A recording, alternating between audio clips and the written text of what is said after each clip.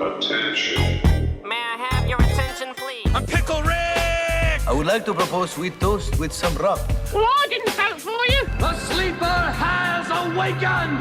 Podcasting from somewhere in Central Florida. Where is the bloody rum? I see you cried knifey spoony before. Let's drink some rum. Rum is the power! Rum is the key! Rum is the thing that will set us free! Rum, rum, rum, And nerdy. rum, rum, And nerdy. Sit back, relax, remember to turn off your cell phones. For the next hour, let me be your Candy Crush. Hey everybody, welcome to Rum and Nerdy. I'm Greg. And I'm Garrick. And this is episode 4.02 into the fourth season. That's crazy to me. Anyway, this is Deep Dish. Deep Dish. Yeah, we were in Chicago this week for the grand opening of Sony's Wonderverse there. Which was freaking awesome. Yeah, it was a really, really, really cool thing. And then we flew back just in time for the TEA Universal event. Yeah. With the Borne Stuntacular and then the Minion Blast. That was... Borne was so good. Yeah, let's dive into that later because there's one other Chicago treat we brought back with us. No, us. we didn't. We've covered everything that we... Greg, it was all covered. Greg's been trying to avoid this since I posted it yesterday, the day before, or whatever the hell that was. You rat bastard. Yeah, so I acquired, around Thanksgiving, Malort, Jeppson's Malort, the worst liquor of all time, released a special Thanksgiving holiday edition of their patented garbage, and we have to try it. No, we don't. Oh, we are so trying this, man. You are. So I'm completely adamant. This was not going to happen, and then you, you son of a bitch, right beforehand. I brought it. Yeah, you're like, but the listeners. He's like, how dare you use them against me? I get more compliments about how much people enjoyed our review of the Tire Fire gasoline that was the original Jeppson's Malort. We have to try this one. I thought we were friends.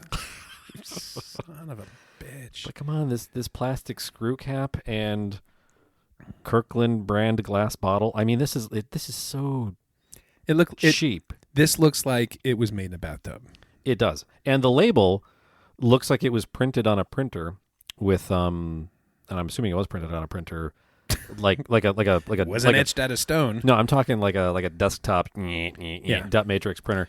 Why is that label the same size as the Avery label we use that for the name tags at these events? It's an Avery name tag label. Yeah, this is absolutely looks like it was printed. And then one morning they're like, "Come on, everybody, we need to bottle the swill," and they just print the stickers. And I did that once at a microbrewery. Sam's ready for his annual bath. We need the bathtub back. So I was connected with a homebrew microbrew community, and one of the groups was doing a bottling session. They're like, "Hey, come on over, bottling session, and then we'll do a tasting afterwards." And I spent the morning bottling some really high-end beer, and it was for a while. Sometimes you do the liquid fill, sometimes you do put the label on it, but you try really hard to put the label on straight and do a good job.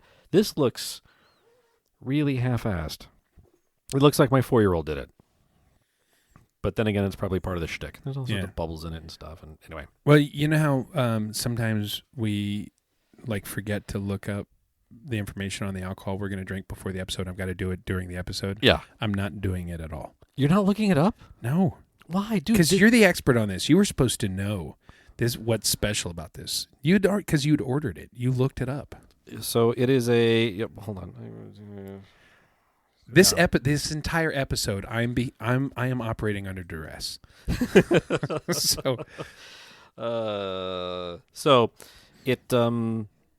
Mort's Giving, the limited Thanksgiving edition of Malort, which was obviously sold limited edition because instead of made in a bathtub, it was made in the toilet. Yeah, I know nothing. Although all of the proceeds from this went to a non-profit in Chicago, apparently, helping people impacted with cancer. So it was a ridiculously expensive bottle, but it was going to a good cause, not just the terribleness that I am assuming is held within.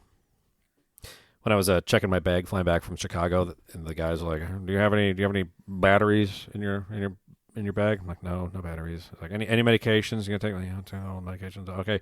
Do you have any hazardous substances? I'm like, well, I do have one bottle of Malort. I'm not sure if that counts. And his response, he didn't blink, face didn't move at all. He's just like, it depends who you ask. I kind of like it. Like, okay. There we go. Anyway, so I said earlier, this is like getting punched in the dick through your mouth. There's a little bit of that. I brought. Was this last week's rum? Yeah. Yeah, I brought last week's rum over here because we're going to need a palate cleanser. We're going. Yeah, I'm going to. Tell the story about Dan. When we were at the bar. Oh, at our hotel bar. Yeah, that's a fun Malort story. I'm prepping the palate cleanser. So yeah, Dan, who's been on the show, season 1, he'd never really even heard of it, and asked the bartender, and this was a pretty upscale place, and the hope for an upscale hotel bar. They had some really good rums there, by the way, and they did. Yeah. And you get him a shot of Malort. Well, we were talking about it, and he had no idea what it was, and we were trying our best to describe it, and of course he's just wincing the whole time, like, this sounds awful. And I'm like, hold on, they may have some here. Attention, barkeep, do you have Malort? And the guy's just like, you're punking one of your friends, aren't you? Yeah, I think I got a bottle over here. And lady came over and she's like, yeah, I've been here for 5 years, and that bottle hasn't moved. Yeah. I'm like, yeah, because only locals drink this crap, and no locals come here. Okay. Are you ready? No. The plastic screw cap comes off.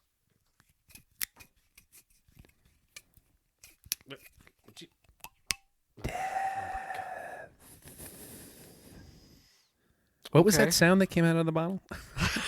It was the devil's ass air.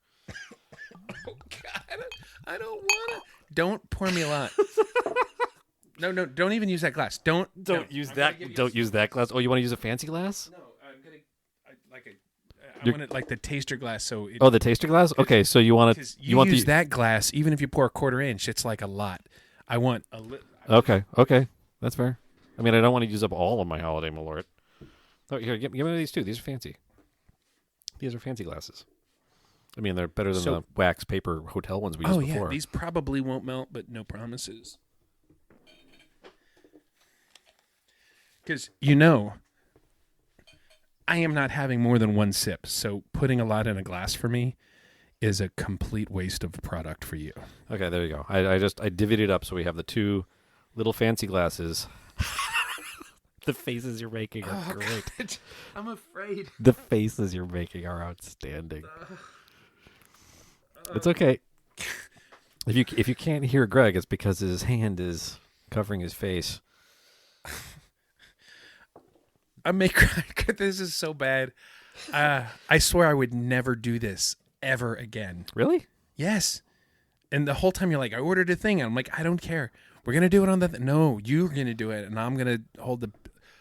Yeah. No, it's gonna be great. We're gonna love it. Here, hold up your fancy glass for a quick selfie. There's Greg actually drinking it. Okay. To the nose. What do you get on the nose? Oh, God. You know what? It tastes like the regular Malort Tire Fire with a hint of lemon. I'm definitely getting the lemon. No, NyQuil. The Green Death NyQuil. No, there's a citrus note in there, man. Oh. And I say citrus, it might be Pine Sol. No, I'm getting Green Death NyQuil. Really? Capital N, little Q, or little Y. Capital N, small Y, big fucking Q. Yeah. I love that fucking Q, don't you? People get high and stare at it. The Q was talking to me. The Q was talking to me.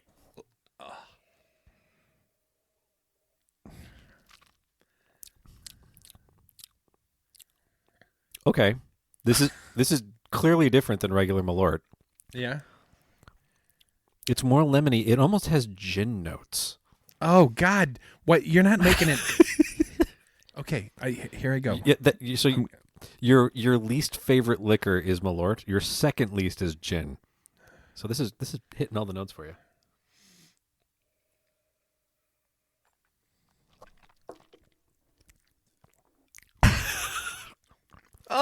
As Greg fights back the tears.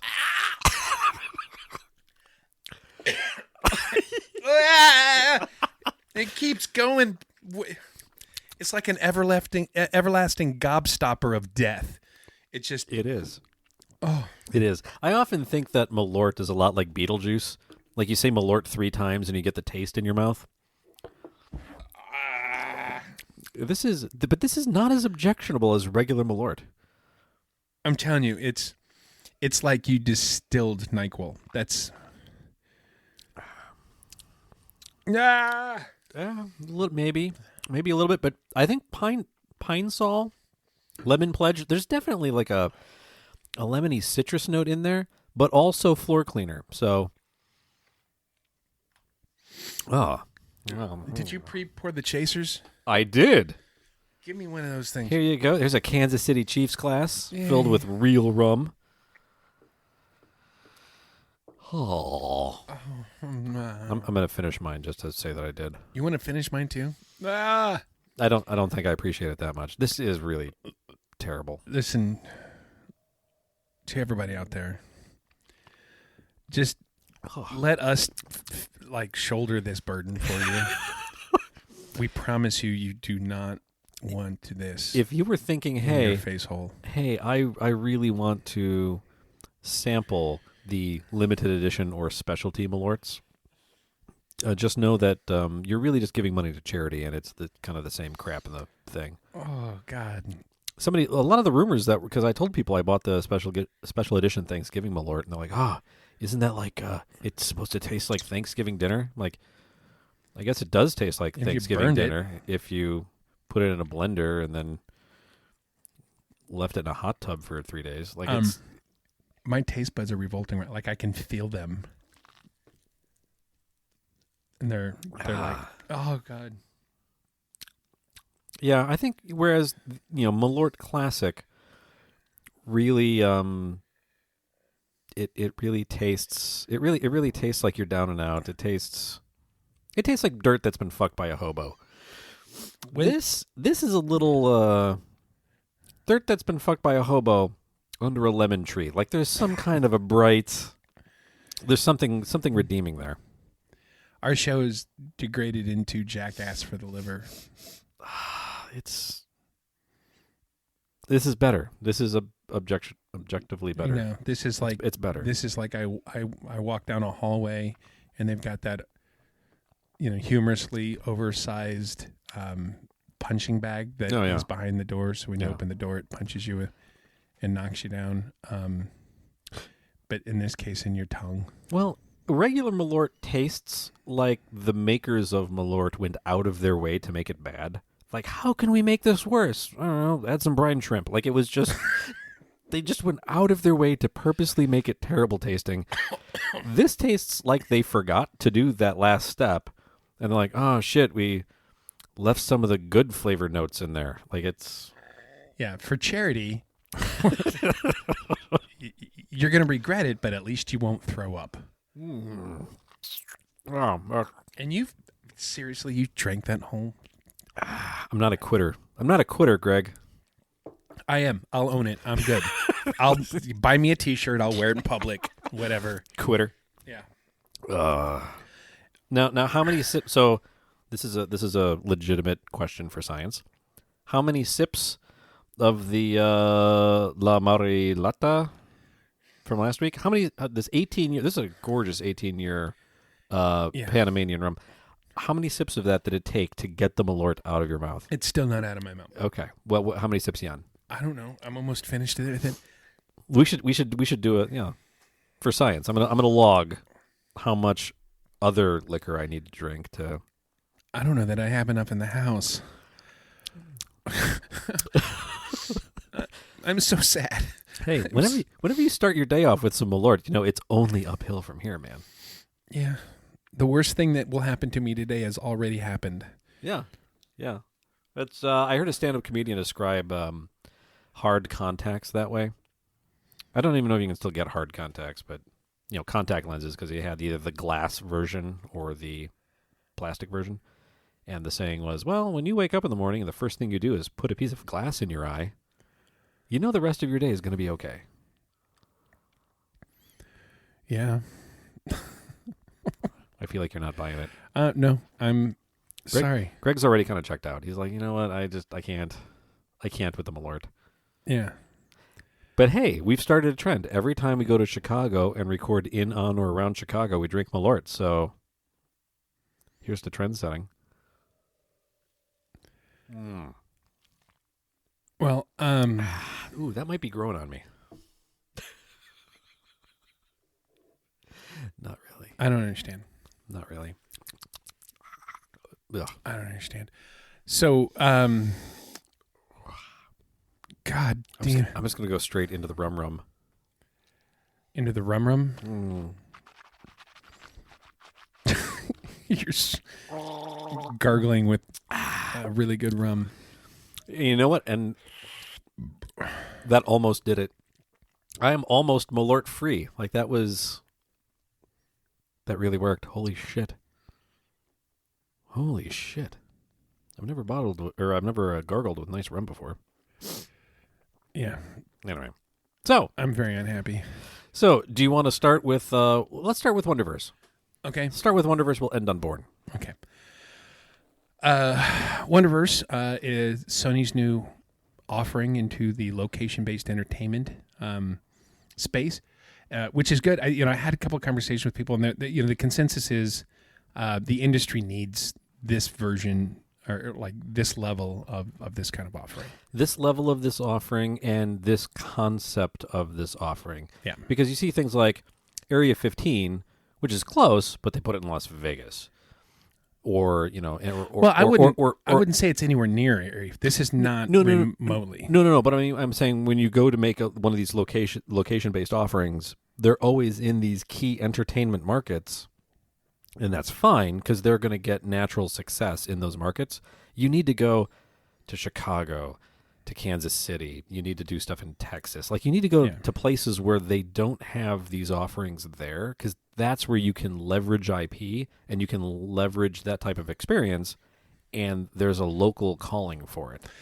Well, and it's the other thing is like you can go to places and do high-end like virtual and digital experiences. Mm-hmm. You can go to places that do that, but one of the issues there is you go and there's a singular thing. This is a place that has many different... Yeah, or you're going to go to a Void, but it's at the mall. Yeah, or some random menu. Hey, you're going to go do this, but it's kind of over there.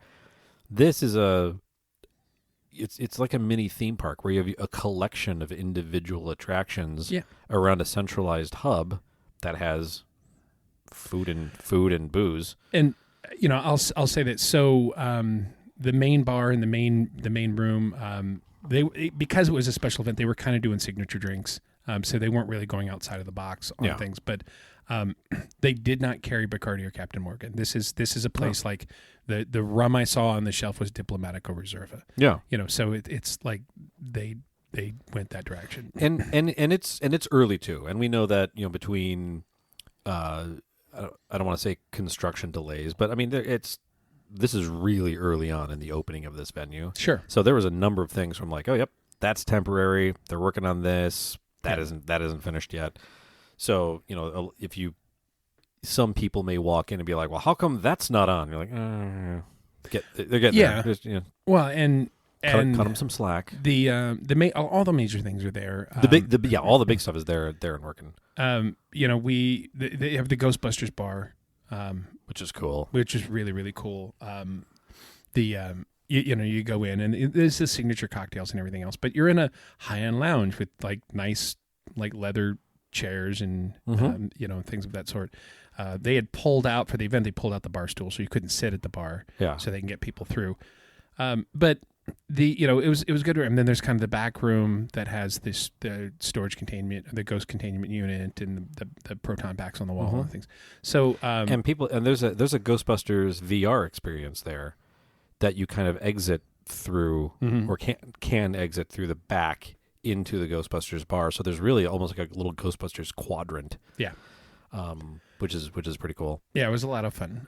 They had invited a lot of the various fan groups from the region that participated in that. So it's a lot of people dressed. We had the cosplay. Well, we showed up. I mean, we flew in on Tuesday, and we get to the hotel pretty late. Because we're downtown. Yeah, it was like 8 or 9 by the time we got back. Yeah. Yeah, and there's fucking Ecto-1 parked under the overhang at our hotel. Yeah, it's like, oh, I see what you're doing there. That's cute. It looked correct. It was a solid, because I mean we have an Ecto-1 in Central Florida that goes to a lot of car shows and car meets and things, but it's a 1960, 61, and it's if you look at it, you're like, it's Ecto-1, and then you look at it, you're like, oh, okay, but it's this and it's that and it's okay, I get it. But this one, was legit 59. It was correct. Yeah. But so I was talking to Warren because he saw me check in at a restaurant or something I went to for lunch. He's like, dude, I'm like 5 minutes behind you. I just go, oh, that's cool, man. Like, you here for the thing? He's like, yeah. I'm like, dude, you gotta go see Ecto-1. He's like, oh yeah, it's been here for like 2 weeks. I'm like, what? He's like, yeah, it's been parked out in front of the venue for like 2 weeks as they're getting ready to do a thing. I'm like, really? Oh, okay. I saw it at the hotel last night. I thought this was a special thing. He's like, nope. Well, I'm sure it's special. They're paying somebody for it to be there. Oh, no, they absolutely are. In fact, the that Ecto-1's Instagram page is published on it, so you can hire them for events or whatnot. But apparently every single night they took it back to our hotel and tucked it in. Yeah. So, that's neat. Fun. Yeah. So, all in all, it's a great concept. A lot of really good things happening. The other IPs that are in there, I want to touch on that because I mean, people aren't as familiar with the Sony IP range. Yeah, and it's cool because they delve a little bit into the fact that they've got games. So there's an Uncharted escape room there, as well. But but it's not just that. I mean, there's the as you kind of walk in where you're facing the bar off to the right. There's that other room that's got like the lighting and the cool party area. No IP. It's just like a fun, energetic. I don't want to say like dance club disc, but it has the ability and like a rentable space, a usable space for that. Yeah. Yeah. That's ready there to pump in media and so it's not just about, hey, go look at Sony products. It's about socializing and networking, and then you've got all the various, competitive socializing areas around you. Competitive socializing is a really big thing now, and especially in the location, Oak Brook, Illinois. I mean, hey, they're right next to Chicago. Yeah, but you're in the suburbs, and there's, that's making your way into the city for a night out that's kind of, that's a big step versus, hey, in the suburbs, in a mall, plenty of parking, park your car, walk in, boom. And, to have competitive socializing, entertainment, and food and beverage all just right there. Yeah. In a cool space. It's a cool space to be in. So, I had a lot of fun. I was sorry I didn't go back and look at the Zombieland bumper cars. I just got caught up in socializing, networking, and the other stuff that you do there. But I'm sure I'll be back. Yeah, I was talking to Sandy. Last night. Sandy, hey Sandy. Talking to her last night, and she's like, "I've been telling you for years that I've always wanted to go to Chicago." And I'm like, "Well, shit," because I was telling her about my trip to Museum of Science and Industry. Yeah. And how I'm like, we got to go back there. That's Well, and I had, believe it or not, I had the exact same conversation with Kelly where I was like, hey, you know what? In retrospect, I should have brought you to this, and we could have dumped Maddie off at your brother's house, and we could have gone and had a fun date night at this. We should do really nice venue. Because we never get a chance just to have the four of us go and do stuff ever. We should, the four of us, do a Chicago weekend. That would be a lot of fun. And I'm pretty sure that I could actually get Kelly to participate in that. Yeah. And just go up like Friday night, come back Sunday night. Do Wonderverse, Museum of Science Industry. Get ready to... The Disney 100 exhibit is there right now. Oh, nice. Well, get ready to fly Southwest because that's what we're going to be doing it on. That's fine. Sandy prefers Southwest. Oh, really? Yeah. Oh, well, there you go. I didn't realize she had such good airline taste. And she's got, we both have the credit card, so we that gets used a lot for household stuff. So we, generate points and what have you. But oh, nice.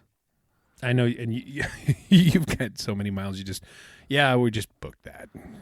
Yeah, I flew the entire family Southwest first class. I mean, first class, but Southwest first class. Yeah, first class. To Chicago. A1 through 4. Yeah, and it cost me out the door. It was $30 a ticket, so $90, 3 people, first class round trip, Chicago. Jeez, booyah. Jeez. Yeah. Well, these things happen when you never use your points. I just did. I used 160,000 miles on United. That's because you get your thing to Europe. Yeah, the birthday in London. The birthday, doing London and Paris. Yeah, but only going to Paris for the day trip. I hear it's gonna be cold. Yeah, it's gonna be cold. But we're going on my birthday and we're doing a family trip. So there you go. And it's not like we're going there to stroll through theme parks and shit. We're gonna see shows. And you bought museum tickets. I've only bought one. I bought tickets to the Louvre. But we're talking to Warren last night.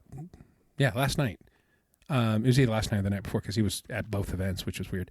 He Warren was he was saying that he took the family for a week to Paris, and they just thought they would get tickets when they got there to the Louvre. Yeah, never got to go.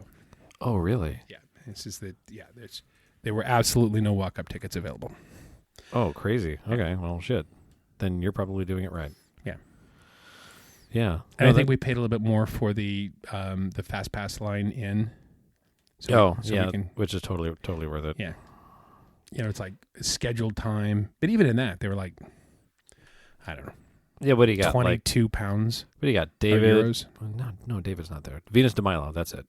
Venus de Milo, the Mona Lisa. Yeah. But it's so huge, and we've said just because it's a day trip, you could spend an entire day in the Louvre. Easy. Easy. Day. And so we said we're going to do an hour and a half. So we get there at 1:30. By 4:00 we're going to leave so we can fit in some other things. Yeah, definitely see the Mona Lisa. Definitely see the Venus de Milo.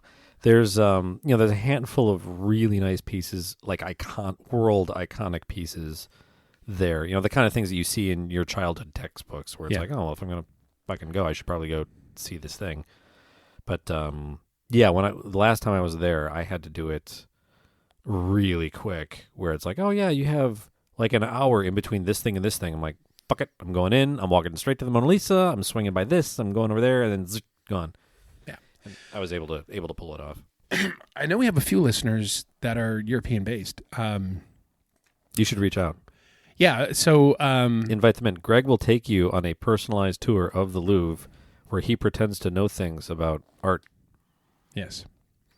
This is this one was done by Seamus O'Malley. The here we have the Mona Lisa. He was in his plaid period. Originally painted by Leonardo DiCaprio. Mm-hmm. Paint me. I like how long it took you to French girls. I love how long it took you to fact check me on that. Yeah. Reach out if you guys have any suggestions. Mostly London because that's where we're spending most of our time. I got some really good emails from friends on some suggestions, and so looking forward to that. Not circumstantially, but along the same lines, we have people reached out about some lists. Yeah, we have some good lists. We have a handful of really good lists already in production. So I'm excited for the list thing. So just some of the ideas that we've been sent: old attractions you would hate to see updated or replaced. And by the way, overarching thing, we were talking about making this like a top 10 list. Yeah. Specifically because I think that rule kind of makes it a little easy for the type of stuff that we're trying to do. Yeah. so we can kind of hit them and just not make the whole episode about it, but still have some fun with it. So, Yeah. Old attractions you would not update or replace. Favorite tailgating food. Ooh, that's a good one. Worst airport to make a connection. United. Newark? Is it Newark? It's got to be Newark, right? Newark is pretty damn bad.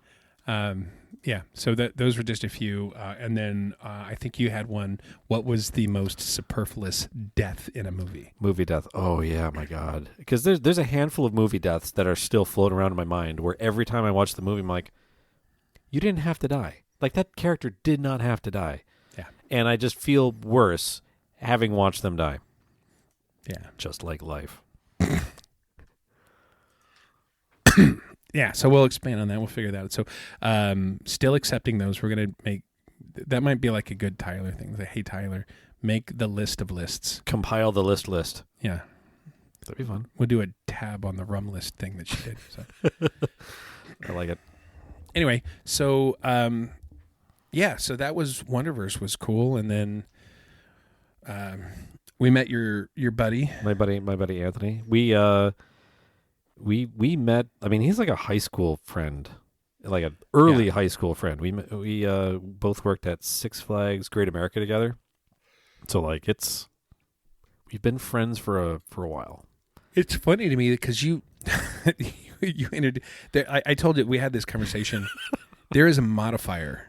You have a modifier for all of your friends. I do, except for me. well, because I maneuver through so many completely siloed friends group, and again some other comedian had a whole bit on this where he's like, yeah, you ever introduce like someone from a different friend group to a different friend group, and you always have to like prep them for the meeting. Like, okay, hey, you're gonna meet this group of guys over here from my golf club. Oh, by the way, they don't think I drink. Yeah, and it's like just prepping them for it. But yeah, so I kind of get that way where it's because as you get older, everyone has those like lifelong, just permanent friends, like the permanent tattooed friends, where it's like no matter what happens, like, hey, I haven't talked to you for 5 years. We're going to randomly pick up the phone or a text message and start talking like it's 1988 and we're sitting at a booth at Denny's and like no time has passed. Like I get it. It's like Tyson, my musician buddy from Kansas City that lives in Nashville, or firefighter Brian, even though he has not been a firefighter in years, but that's the modifier. He's still known as firefighter Brian. Yeah. And but for you, it's like my idiot brother, my idiot buddy Nick. My idiot buddy Nick, yeah. Which is saved in my phone that way. And then as well it should be. And now is you're gonna love what's it, Anthony. You're gonna love Anthony. No, it's everybody loves Anthony. ... After a while. Yeah. He's definitely one of those friends where when most people meet him, the first thing is like, the fuck is this guy? Like, really, Garrick? I lost a little bit of respect for you. Like, no, he's cool. Just it's fine. And like even then, Warren, kind of did a classic Warren, little bit of a Warren jab and tease. Nice to meet you. Oh, you mean? And he fired back. He was like, oh no, and you're like, oh shit, like Anthony just went toe to toe with Warren, who he just met at this thing. Go Anthony. Anyway. Yeah, he held his own. He's fine. Yeah, no, I love Anthony. I mean, I sat on the other side of the table when we went to get food after the drink. Yeah. And so I didn't interact with him until we got back to the hotel. Which, by the way, kudos to the hotel. They, like, helped us continue to socialize. Oh, they did. Yeah, they're like, oh, no. Every bar in this one-horse town closes somewhere, like 11, 12. I mean, it was... Yeah. Everything and the upstairs bartender was like, yeah, no, that bar downstairs stays open till 1. Mm-hmm. So we get back, and it's like, but it's not 1. Mm-hmm. They closed at 10:30. Well, fuck those people. Well, the other thing is they're like, oh yeah, but we have all of this booze at the front desk. It's like, do you need a refill on your coffee pods for the room? Do you need stationery? Do you need scotch? Yeah, scotch, whatever. Yeah, but we got a bottle of wine, a couple of things of scotch, a couple of beers, and yeah, we kept I got going. some Tito's. I got two little airplane bottles of Tito's, and a Starry soda, and it was wonderful. Nice. Well, yeah. Overall, it It was a good time, and I'm glad that they were able to accommodate us in that fashion. Yeah. I got some Doritos, and you ate half of them. Did I? You ate very few. I was about to say, I'm like, I don't remember eating all of your Doritos. You didn't. No, I'm making. Feels like something I would have done. You probably had like 4, but like several times you reached over, and the first time I slapped your hand, and you're like, "Fuck you! I'm getting that Dorito." Well, as a rule, when you open the bag up like a plate and then push it towards the center of the table, that is the universal sign for I order these to share. Yeah. And it was a setup so I could slap your hand. Like, I knew you would reach for it. I knew that I'd slap your hand because that's hilarious to me. To me. Acknowledged. Yeah. Anyway. That's fun. Well, any more fun Chicago points? We wrap Chicago. We good Chicago? I'll say this. Go check out the Museum of it's Science and Industry. It's fucking fantastic. Oh, it really is. We got a very personalized tour of several of the things because we were there with one of the senior executive staff that personally worked on the U505 exhibit, and to hear kind of those personal stories. But he was storytelling the actual story, and coming around that last corner into that big room that they have the sub, and this was the only German U-boat that was captured. There have been others that were raised. This was the only one that was captured, raised or recovered after the fact. There's a lot of U-boats that were. That's what I mean by raised. They were. They were like salvaged and brought back up to the surface. Oh no, I mean not even that. I mean just like the ones that were still in dry dock or abandoned at the ports. Or, But during the war, this is the only one that was captured. Mid fighting. Yeah. So. Wonderful story, breathtaking to walk into this room. So I'm looking forward to going up and being able to actually spend some time in that exhibit and go through and see it and all the artifacts. Yeah, they had 2 Enigma machines they got out of that. Yeah, the story, the specific story behind that sub is brilliant. Yeah, absolutely brilliant. Other than that, it was like it's a foodie town, so that wasn't a problem. We got to see. Some vendors and some partners that we have there. We saw 4 different meetings with other similar companies as ours that do work that we talk to, and and just as a note on that, to be able to say like, hey, for the industry to have companies that are your competitors and welcome in, the hospitality was fantastic. So all in all, it was a great trip. Enjoyed Chicago. Can't wait to go back. Yeah, and specifically on the themed entertainment front, there is a lot of there's a surprising amount of stuff in Chicago that is themed entertainment related. Because a lot of times people are like L.A., Orlando, and they get just laser focused on L.A. and Orlando. Yeah, and then you roll into a place like Chicago, and just the offerings that are there are just crazy. Yeah. No, cool town. Respect the hell out of it. And I don't know that I've had a bad trip there over the last few years. I've only recently gone in the last few years, but they were always really great trips, and so looking forward to the next one. Yeah, no, that's super cool. I always love going back, and again, growing up there, and I say growing up there, like you look at movies like 8-Bit Christmas, and that was basically my childhood. Kind of the whole Ferris Bueller thing. We would do that. We would, hey, we're gonna blow off school and we're gonna go into the city for the day. That legit thing that we did. Yeah. So there's John Hughes movies hit us Chicagoland kids just a little different, but always love going back there. Yeah, absolutely. There's a level of nostalgia that you just can't capture anywhere else. Well, I mean, I can. Anyway, so we fly back, kill a little bit of time, and then we went to the Themed Entertainment Association's behind the scenes for Borne Supremacy, or the Borne Stuntacular. And honestly, the video, like right off the bat when you get in and they open it up and there's that fight scene. Well, hold on, high level. The Borne Stuntacular is the live stunt show that replaced the T2 3D Journey Across Time. Battle Across Time, thing, which originally opened in like 1996, 7, and it ran up until 18, 19? Yeah, about that. Or maybe it was 18, 19. Yeah, because they took it down to do this renovation. So they did a full renovation of the space. So for those of you that are wondering what this is, it's it's the indoor stunt show that was where T2 was. Yeah. Same theater. I mean, it's just they kind of retooled it. Kind of retooled it? I actually worked at that attraction. So to me, it's kind of. They're like even the queue line was the graphics changed. Yeah. So when I say kind of, even that pre-show, they replaced the screen with a bigger screen. The pre-show, they replaced the screen and they got rid of the ledge. Yeah. And let me just tell you, my biggest complaint about that whole venue was the pre-show video with the lady talking in front of the green screen. Yeah, it's bad green screen. It was some of the worst green screening I have ever seen done, just ever. Yeah. I've seen better green screening on Zoom meetings. Like, that's how bad the green screening was.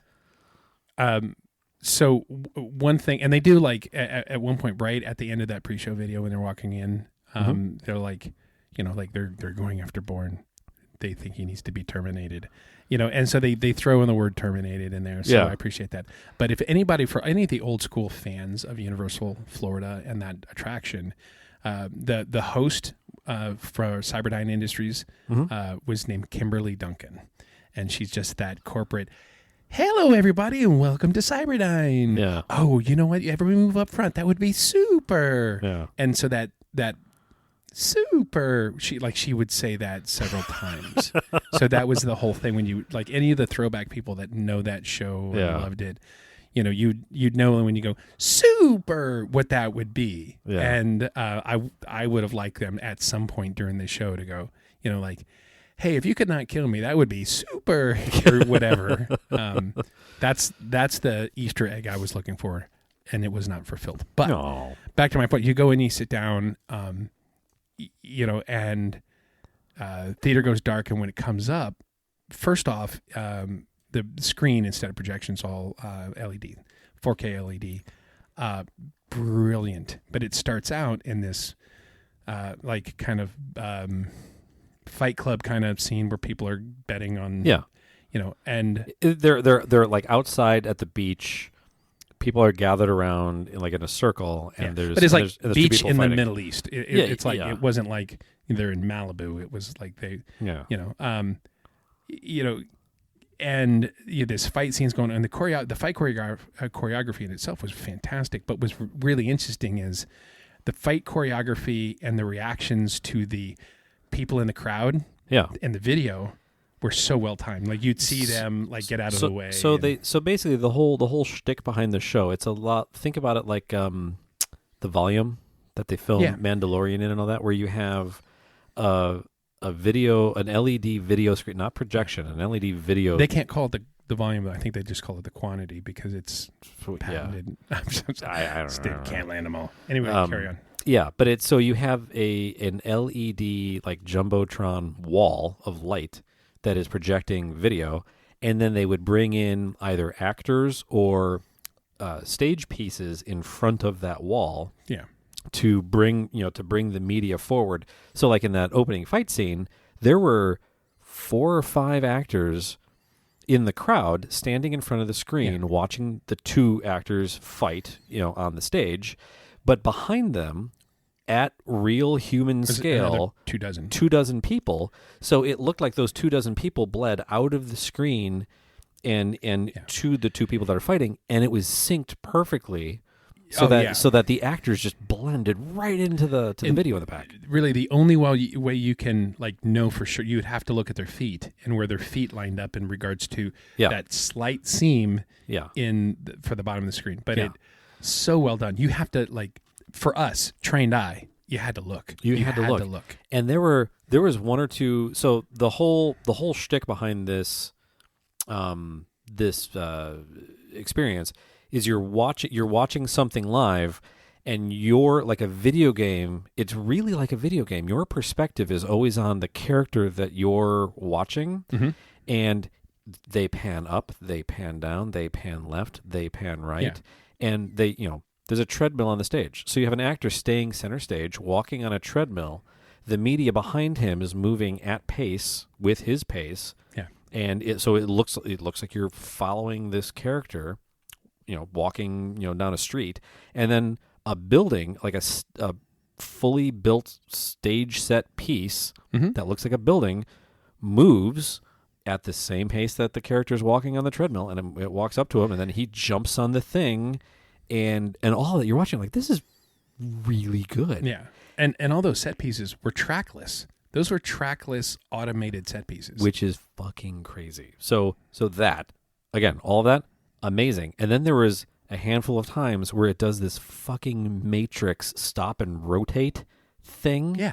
With the set pieces, it was visually the most stunning live show I have ever seen from that perspective. It was crazy. So there's something to be said for that. The level of integration for that, for the video and the quality and the quality of the video and the way they display the media for it certainly has a huge part of that. But for the integration of an actor in front of that, prior to LEDs, you couldn't really successfully do that because one, you would either rear project it or you would have, you'd have shadows, or you'd front project it and you just deal with the shadows, whatever. Yep. But ultimately, the other problem is to get those daytime outdoors running down a street things, like you have to significantly light the actors in those set pieces.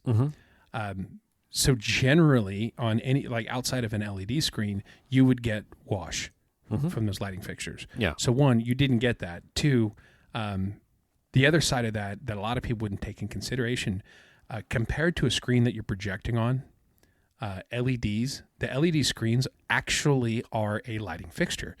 So they would, you could see that the integration of the color on the set pieces versus the media and everything else, all of that was blended, and anybody who's ever done that anybody who's ever done those blendings successfully need to understand that you're watching not just the color that you do all the scenic finishes, but the color under the color temperature of the media. So there's a lot of heavy integration. We do the show lighting team at my company. They often describe what they do as painting with light, because you can drastically change the look, the feel, the mood. You can completely change a space just with lighting. Well, and interesting enough, it's a fun anecdote. When I was working on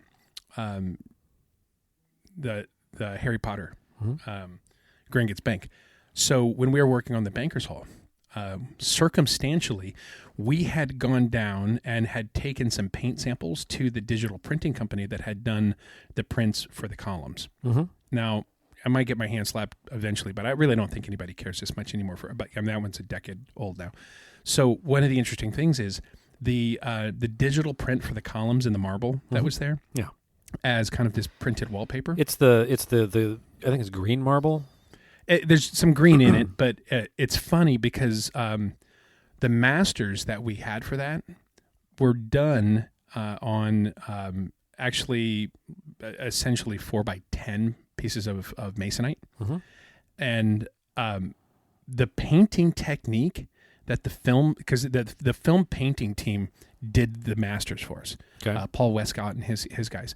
So it's interesting because it's an oil-based paint process, but they do basically a pool of water with the oil-based paints on top, and they electrify it, which causes them to do those bubbles in that, and then they just dip the panels into it. Interesting. And they pull it up. So that marble look is this really old school painting technique of mixing water and oil colors and dipping, and so to get that quality. So we get that, we take it over. The print company does high resolution scans of those 10 sheets, and then we would print and use them in, like, we, if you reverse it this way or you do that, or we would cut along we wouldn't take a solid seam, we'd take along the pattern and overlap. So the interesting thing is we were going down and doing our final buy-off on them. Yeah. And we had taken the paint team's painting. They had the physical samples that were printed or that were done, not the printed ones, the original ones that were done by the paint team for the movie. Yeah. And they matched the painting process so that they could do the bases and the curved pieces that you couldn't do the adhesive vinyl on. And we had them side by side in the shop, and we looked at them, and they were identical. They looked beautiful. Yeah. So I pull out my camera to document it, And I took a picture, and as soon as I saw the picture, I'm like, oh shit. The way your CCD camera lens in that picks up visible light color, the color temperature of the light, completely different, and they did not match under camera at all, like a lot. Holy crap. Knowing that there's going to be media in there and that people are going to take pictures for souvenirs, it would look like crap. It's one of the most photographed areas of that entire attraction. Yeah. Where that marble is. And I realized in that moment, looking at it, we have a problem. Yeah, this is not going to work. Because the second anybody takes a picture of the room, it's going to look like different marbles and bad blending. And so we had to go back and say, hey, to the lighting designer, what lighting are you using? What is your color temperature for the lamps? We did all of that, went back and reformulated our painting technique so that the painting technique looked right in the color temperature of the room. The funny thing is if you take those pieces outside in the sunlight, they look wrong. But we painted them in the room to the color temperature based on the color. So having done that in my career and then going and seeing that last night, and that blend between video, lighting, physical spaces, and all those other things in camera, like I understand the level of integration and attention to the final space and not the elements as components on a list.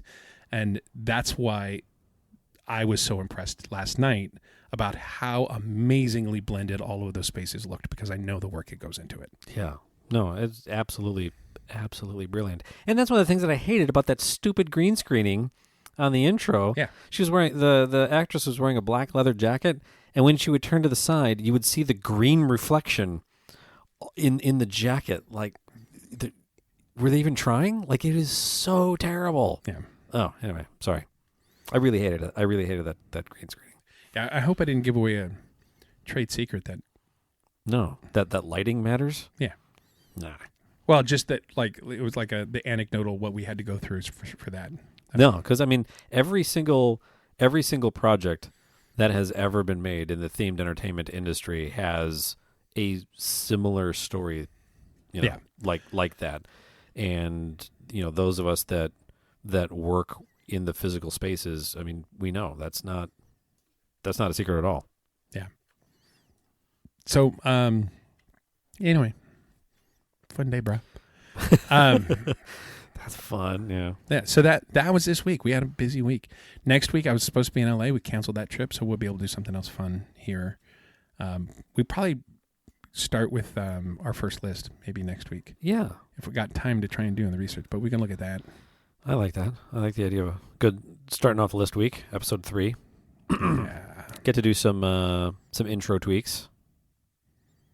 Yeah. So I hope everybody liked that new intro. I love it. Ailstorm as a background song. So awesome. But Dave's brilliant use, just like the Right and Dirty, turning that into Rum and Nerdy. Yeah. In this case, using the rum, and then re-recording the and nerdy. Yeah. Using that as a base to kind of make it into our brand. Freaking loved it. Yeah, no, it was great. Yeah, the montage of nerdery.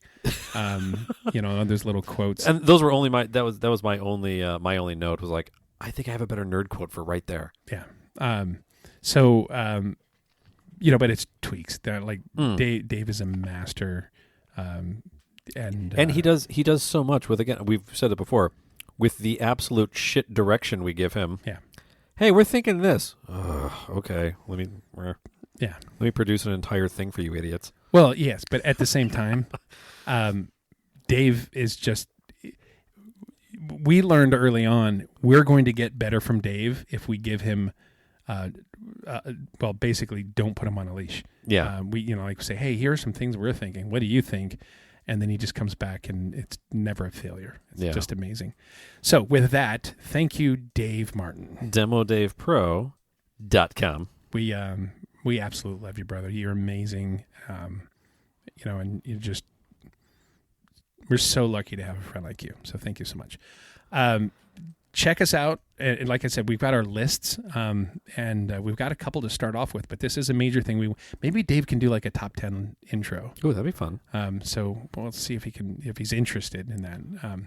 We always ask so much and feel bad, but send us some more lists, ideas. We're gonna have fun with that this year. That's a year-long request too. Don't feel like if you don't get it in by next week, you're not going to get it in. Like, True. Always, yeah. But always feel that you can reach out. So, and how do you reach out? You can do it through the website. There's a link there at rumandnerdy.com. That's rumandnerdy.com. But you can also just email straight show@rumandnerdy.com. Follow us on social media. We are at Rum and Nerdy most platforms. You get to see a great picture of Greg wincing, drinking the lovely holiday Malort. Did you get my facial hair? Oh, God. So bad. Ever seen a grown man cry? Yeah. I was near tears. Anyway, thanks all. Thanks for listening. We love you, and we'll talk to you in a week. Stay nerdy, my friends. I'll buy a Jeppson's for everyone here at the bar, and a Jeppson's for you and for me. Because whether you like it or think it bizarre has got nothing to do with the teen. Welcome to town, we're so glad that you came. In Chicago, you don't need a car, so we'll get you real trash if it's all just the same. Drink our poison at every new bar. Well, we're out for sleaze and adventure, my friend. Check your dignity back at the door. 'Cause the hooch that we drink is just means to an end. Call for deep dish and sleep on my floor. I'll buy a Jeppson's for everyone here at the bar, and a Jeppson's for you and for me. Because whether you like it or think it bizarre has got nothing to do with the teen. The museum's expensive, the lake is too cold, and the bean is for tourists and rubes. But our local spirit's a sight to behold, so let's flush our home, not down the tubes. Let's skip the Sears Tower, I'm still scared of heights, and I guess it's called Willis by now. We'll stay out till 4 and we'll get into fights with the bottle to show you just how. Be it your drug of choice or a big last resort, the results are the same if you're drinking Malort.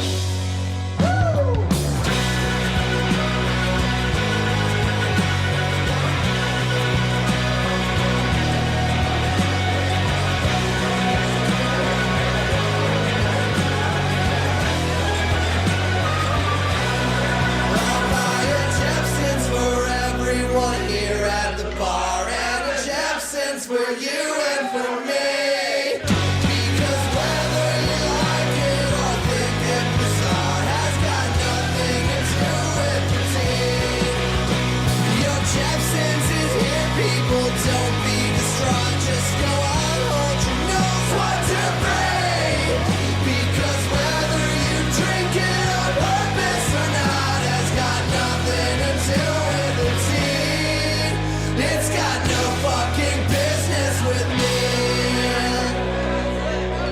I don't do illegal drugs anymore now. I just do the legal drugs tonight. I'm on NyQuil and Sudafed. Let me tell you something, folks.